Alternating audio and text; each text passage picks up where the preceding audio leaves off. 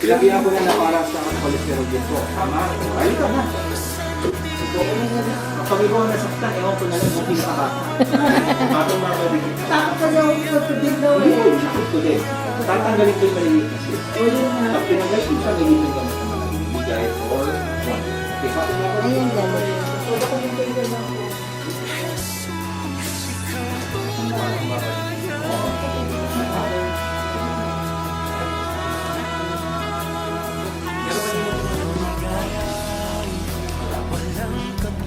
Kailangan mo magsalat kasi po, meron po tayo yung project.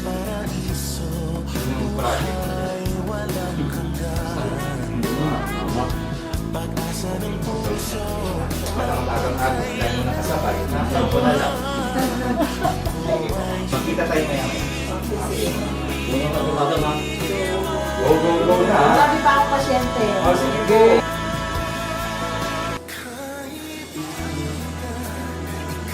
Ganito po. Ang isa lang po tayo.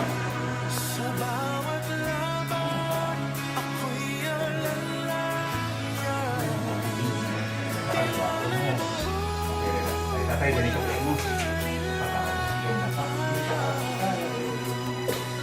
Ayan, natanggal na natin. Wala rin yung pangapangangating ng mata. Tama?